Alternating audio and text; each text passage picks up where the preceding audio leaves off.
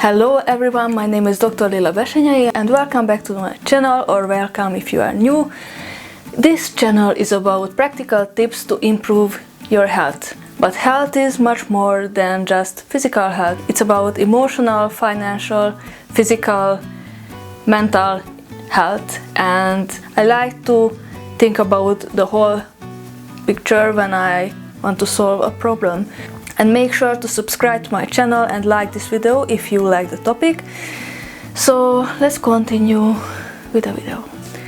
The reason you are emotionally eating, and I would like to ask a question. Is emotional eating actually bad? Because many people talk about emotional eating as something bad, and they constantly feel guilty if they are stressed out and they start eating something. There are quite a few causes for emotional eating: stress, boredom, negative emotions. So unfortunately we are quarantined due to this virus situation. Many people are at home, and all I can see is people complaining about eating, that they are eating all the time, they are like checking the fridge all the time, and they just can't stop eating. But why is that? I would like to unpack this mystery. Is emotional eating actually bad? Because most of the people think it is bad. But if you haven't known, you need energy to deal with stress and emotions. And stress can actually tire you. In my experience, every time I'm stressed out and feel very negative, I have to sleep. I can sleep a lot, for, I don't know, like 12 hours a day, or who knows. And if I'm happy and more balanced, I don't need as much sleep. So probably in my case it comes out in terms of sleeping, but actually that might not be the case. So let's go further. I would like to focus on stress and negative emotions for a few minutes. There are quite a few things you can do to lower your stress levels and to deal with negative emotions. One of the best practices is journaling. It's one of my favorite ways to get rid of negativity. I'm not a religious person, but I'm a believer, and I think if you ask for the divine power, if you ask God to help in the situation, it always works. Also, I would recommend you to educate yourself on emotions, because very often the stress you are dealing with at this moment might come from your childhood. And there are quite a few books on this topic. I would highly recommend Radical Honesty by Brett Blanton. It's amazing, it has changed my life. And also I like to read books related to like Bible and things, how to deal with emotions from God's perspective. So if you find those books, I would recommend those as well. Another thing is that there are quite a few videos out there. Also, in terms of diet, make sure to eat more whole foods, decrease your caffeine intake, increase your omega-3 intake, spend more time on the sun, outside, get some fresh air, walk. Exercise can be very good to relieve stress. And also adaptogens. I talk about adaptogens a lot because stress can have an impact on basically every area of your life. And adaptogens are absolutely fantastic herbs to decrease your cortisol levels, which is the stress hormone. So adaptogens like ashwagandha, reishi, rhodiola, holy basil, and things like that. Astragalus, I also like astragalus tea. They are amazing to decrease your stress levels. Of course, without the harmful side effects. Another thing I would like to mention, to take your time to rest, because it's time to rest. Don't stress yourself for no reason. Just go to sleep earlier, wake up later.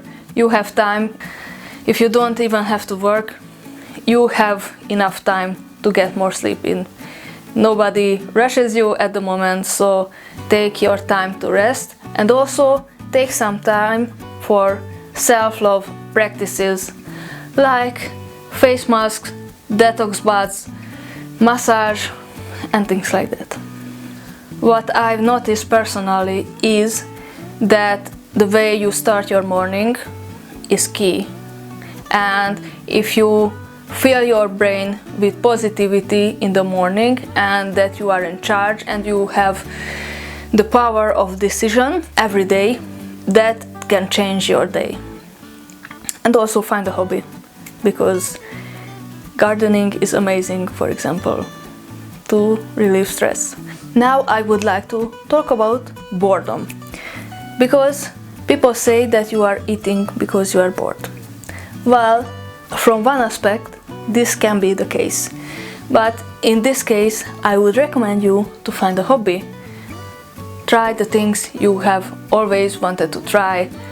Get into arts, get into video making, get into listening to music, learning a new instrument, new languages, whatever. Use this time to have some fun, because learning is fun. Another and an underlying issue when you eat when you are bored is because your diet might be unsustainable. Many people don't eat regularly and don't eat normally during the day. So they have a busy life and they get distracted and they don't think about food, but they actually don't eat enough and also don't eat enough nutrients. So when you go home and you have the food in front of you, you will eat because you are actually depleted. And that's why you have to find a sustainable diet. And that's why starvation never ever works. So in my experience, when I was in high school, for a few months I was living in a dormitory, so I wasn't living at home and I only came home for the weekend. While I was living at the dormitory, I only ate 1 croissant a day. And I thought that starvation was a great thing to lose weight. So I was doing that 4 or 5 days a week. When I came home, I was binging like an animal. But when the summer came, I knew that it wouldn't be sustainable because I would be at home around food. If you would like to find a sustainable diet, make sure to click on the I button, because I already have a playlist of videos about how to lose weight without starvation and how to have a sustainable diet which is not based on starvation and torturing yourself. I would like to finish this boredom topic with another factor, which is dopamine. So when I came home at the beginning of the quarantine, I felt very low. I constantly felt bored, and it was terrible because I didn't feel like doing anything, and all day I was basically scrolling on social media. I felt like crap. I felt really bad because it didn't satisfy me. I wanted to do things, but I just didn't have the motivation. And I was complaining to my mom and brother, and my brother sent me a video about dopamine detox. So dopamine detox, what this means is that when you are watching TV or scrolling social media or doing very interesting things, your brain produces dopamine, which is one of the happy hormones.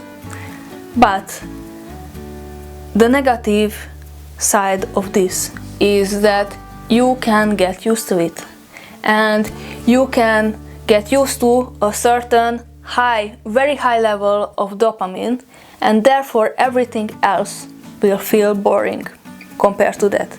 And that's why you don't want to do anything else, just watch TV, for example.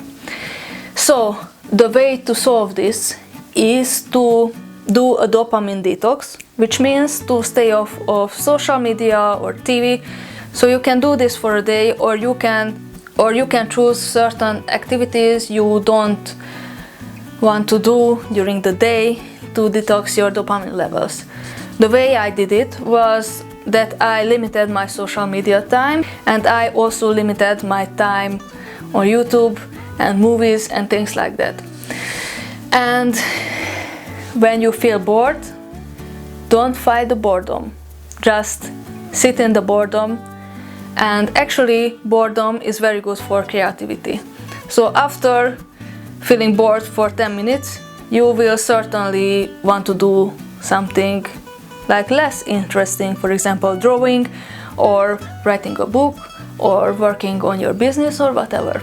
And this totally worked for me, so I'm really thankful for this message from the heaven, basically. And yeah, I hope this video was helpful.